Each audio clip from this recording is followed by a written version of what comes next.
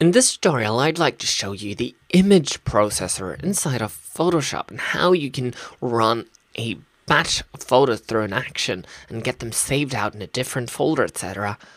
on the fly without having to manually open them up, apply the action, and close it down. I hinted at this in the tutorial for the automated photo frame, which I did on October 18th. So if you haven't watched that, go back, watch that, see how you can make a photo frame or make a frame action that you can apply instantly to any photo. And now we're going to expand on that. We're going to take that action and we're going to use Photoshop's image processor to apply that to a whole folder without having to manually do the work. So under the File menu, go down to Scripts and you find the top image processor. The image processor script will open up and it's going to ask me to select the images that I want to process. So I'm going to select a folder that I have here for a web gallery that I used to demo Bridge with. So I'm going to click Open on that. And we can select here if we have subfolders, we can have it include all of these subfolders in our processing. So it doesn't necessarily only work with, let's say, one folder here. So you can have as many subfolders with photos in them as well. Next, that's step number 1, and step number 2 is selecting the location for me to save my processed images in. So I can choose to save it in my same location, so in the same folder, or I can save it to a new folder. So I'm going to create a new one on my desktop, which is going to say photos with border, hit OK, and hit open.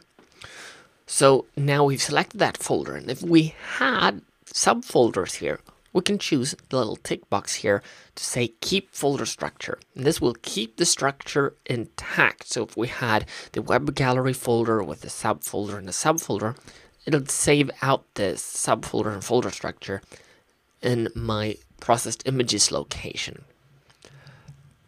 So in my third step here, I get to choose the file type. So I'm going to start by selecting a JPEG here because let's face it, a JPEG is probably what I normally want most cases.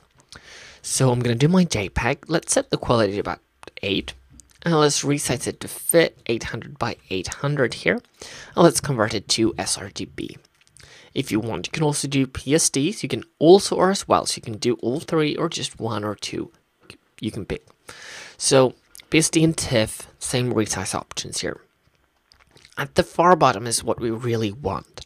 It allows me to run my action on this. So image processor can be used to just resize images with the resize to fit command, but of course its strength lies in the fact that it can run any action.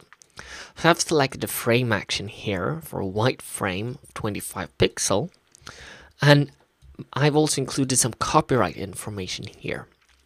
So now all I need to do is hit run and just sit back and wait. I can do something else while this is processing, especially if I have a really large directory of high resolution photos. This is going to take a while. Now, as you can see in the background here, Photoshop is opening each image, it's scaling it down, it's applying the frame, and it's also saving it out to the directory that we wanted. So you'll see it's for some photos, it's going to do it quicker, and that's for the low resolution images, but for the high res images, it's going to take a little while here. So all we need to do is just wait, make sure Photoshop finishes, and while it does, since it's doing this in real time, I can go into my Finder, even though it's not done.